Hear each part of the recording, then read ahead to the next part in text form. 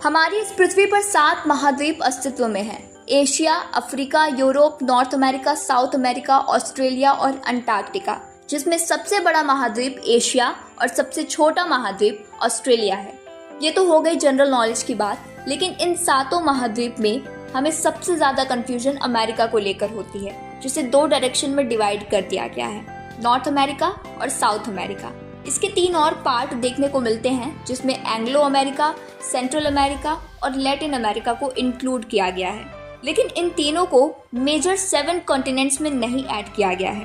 ये बस अमेरिका के पार्ट्स हैं जिनमें कुछ डिफरेंसेस हैं, और आज इस वीडियो में हम इसी डिफरेंसेस पर डिस्कस करने वाले हैं। Let's start it. तो सबसे पहले हमें नॉर्थ अमेरिका और साउथ अमेरिका के मैप को अच्छे से देखना होगा, क्योंकि हमारा ये पूरा वीडियो अमेरिकन कॉन्टिनेंट बेस्ड है। ये है नॉर्थ अमेरिका, जिसमें हमें 2 मेजर कंट्रीज देखने को मिलती हैं, पहला कनाडा और दूसरा यूएसए।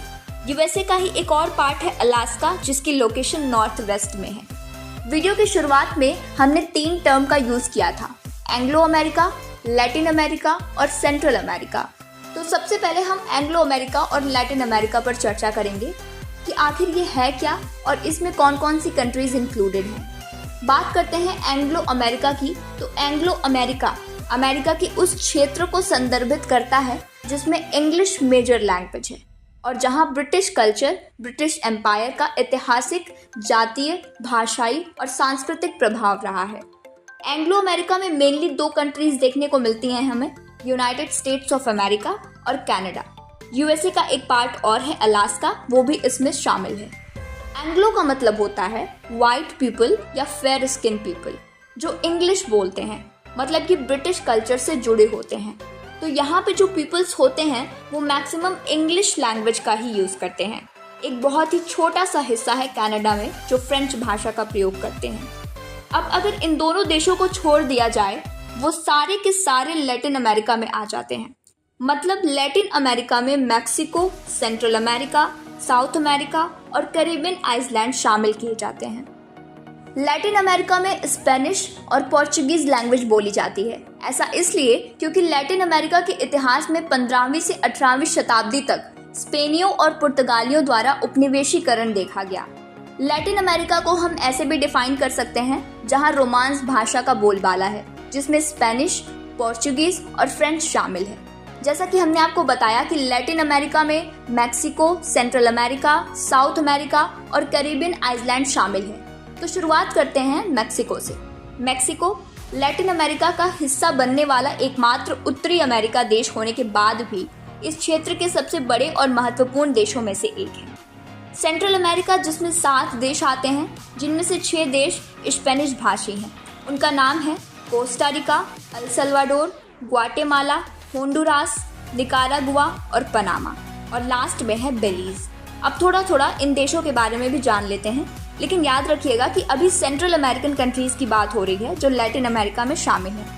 कोस्टा रिका ये निकारागुआ और पनामा के बीच स्थित है और ये सेंट्रल अमेरिका के सबसे स्टेबल कंट्रीज में से एक है। दूसरा आता है अल सल्वाडोर। ये सेंट्रल अमेरिका का सबसे छोटा लेकिन सबसे घना आबादी वाला देश है। तीसरा है ग्वाटेमाला। भाषाई रूप से सबसे अधिक विविधता वाला देश ग्वाटेमाला है, जो अपनी माया संस्कृति के लिए जाना जाता है। चौथा है होंडुरस। इसकी बाउंड्री ग्वाटेमाला, निकारागुआ और अल सल्वाडोर से लगती है, लेकिन इसे लैटिन अमेरिका के सबसे गरीब और हिंसक देशों में से एक जाना जाता है। यहाँ 66% लोग गरीबी में रहते हैं। पांचवा है निकारागुआ। एरिया के हिसाब से सेंट्रल अमेरिका का सबसे बड़ा देश निकारागुआ है। ये सेंट्रल अमेरिका के सबसे गरीब देश के साथ साथ इस क्षेत्र का दूसरा सबसे गरीब देश है। और छठा है पनामा। ऐतिहासिक रूप से पनामा अमेरिका से जुड़ा रहा है और स्पेशली यहाँ का पनामा कैनाल, जिसे कौन नहीं जानता। ये बात थी सेंट्रल अमेरिकन कंट्रीज की। अब बात करते हैं साउथ अमेरिकन कंट्रीज की, जो लैटिन अमेरिका में शामिल है। दक्षिण अमेरिका में 12 स्वतंत्र राष्ट्र हैं, जिनमें से 10 स्पेनिश या पुर्तगाली भाषी हैं। एक एक करके इनके बारे में जानने की प्रयास करेंगे।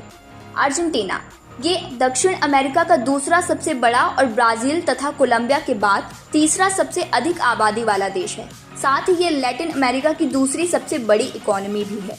बोलीविया ये दक्षिण अमेरिका के पहाड़ी देशों में से एक है, जो अपनी पहाड़ी भौगोलिक स्थिति के लिए जाना जाता है। ब्राज़ील दुनिया की सबसे प्रभावशाली अर्थव्यवस्थाओं में से एक है। ये दक्षिण अमेरिका के लगभग आधे भूभाग को कवर करता है। यहीं पे अमेज़न फॉरेस्ट भी है। कोलंबिया दक्षिण अमेरिका का दूसरा सबसे बड़ा देश और पूरे लैटिन अमेरिका में तीसरा सबसे बड़ा देश है। ये देश नेचुरल रिसोर्सेज स्पेशली पेट्रोलियम, निकल, आयरन ओर, नेचुरल गैस, कोल और गोल्ड से फुलफिल है। इक्वाडोर ये दक्षिण अमेरिका में एक मीडियम साइज कंट्री है, लेकिन इक्वाडोर महाद्वीप का सबसे घना आबादी वाला देश है। पेरू अपने प्राचीन इतिहास और इंका साम्राज्य के लिए जाना जाने वाला पेरू दक्षिण अमेरिका का चौथा सबसे बड़ा आबादी वाला देश है और लैटिन अमेरिका का 5वां सबसे अधिक आबादी वाला देश है। ये अपनी हिल टोपोग्राफी के लिए जाना जाता है। उरुग्वे ये दक्षिण अमेरिका का तीसरा सबसे छोटा देश है। पड़ोसी देश अर्जेंटीना की तरह इसकी भी मैक्सिमम पॉपुलेशन यूरोपियन ओरिजिन से है। इसके अलावा चिली, पराग्वे और वेनेजुएला जैसे देश दक्षिण अमेरिका में आते हैं। लैटिन अमेरिका में आने वाले क्षेत्रों में हमने मैक्सिको, सेंट्रल अमेरिका और साउथ अमेरिका को देख लिया है। अब जो लास्ट में बचता है वो है कैरेबियन आइसलैंड। इसे भी हम ब्रीफली समझने की कोशिश करेंगे क्योंकि इस पे भी कुछ लोगों को डाउट रहता है, जो आगे की वीडियो में हम समझने वाले हैं।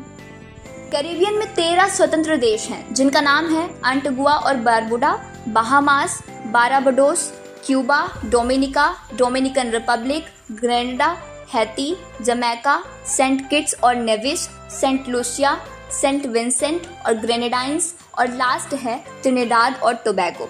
वैसे तो यहाँ सैकड़ों आइलैंड हैं, लेकिन मान्यता प्राप्त देश केवल 13 ही हैं। कैरिबियन एक ट्रॉपिकल जोन है जो नॉर्थ और साउथ अमेरिका और मेक्सिको के पूर्व के बीच स्थित है।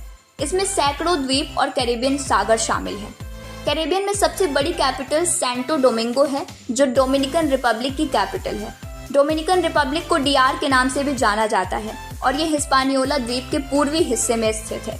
कैरिबियन आइलैंड को 3 से 4 ग्रुप में डिवाइड किया गया है। पहला, फ्लोरिडा तट के नॉर्थ में लुकायन या बहामा आर्किपेलागो, सेंटर में ग्रेटर एंटिल्स जो पूर्व से पश्चिम तक चलता है और लेसर एंटिल्स पूर्व में उत्तर से दक्षिण तक चलता है। कभी कभी इसमें वेनेजुएला के उत्तरी तट के साथ लीवार्ड एंटिल्स भी शामिल होता है जिसमें चेन ऑफ आइलैंड शामिल होते हैं, यानी कि द्वीपों की श्रृंखला इसमें शामिल होती है। ये था लैटिन अमेरिका जिसमें Mexico, central America, south America और कैरिबियन आइलैंड शामिल हैं। लेकिन कैरिबियन से जुड़ी कुछ और भी जानकारी है। कैरिबियन जिसे वेस्ट इंडीज के नाम से भी जाना जाता है। हालांकि वेस्ट इंडीज नाम की कोई कंट्री है नहीं, इन्हीं ग्रुप ऑफ आइलैंड को वेस्ट इंडीज कहते हैं जिसे हम कैरिबियन आइलैंड भी कहते हैं। लेकिन इसका नाम वेस्ट इंडीज पड़ा कैसे? आइए इसकी स्टोरी को समझते हैं जिससे इसका नाम वेस्ट इंडीज पड़ा। 1492 में जब क्रिस्टोफर कोलंबस इंडिया की खोज करने निकले तो वो गलती से बहामास पहुंच गए। कोलंबस को भी यही लगा कि वो इंडिया पहुंच गए हैं, लेकिन बाद में जब रियलिटी सामने आई तो कोलंबस ने इस एरिया को नाम दे दिया वेस्ट इंडीज, क्योंकि ये वेस्ट साइड में है। और जो हमारा इंडिया है, यानी जो इंडोनेशियन आर्किपेलागो है और साउथ ईस्ट एशिया वाला पार्ट है, इन सबको ईस्ट इंडीज बोलते हैं।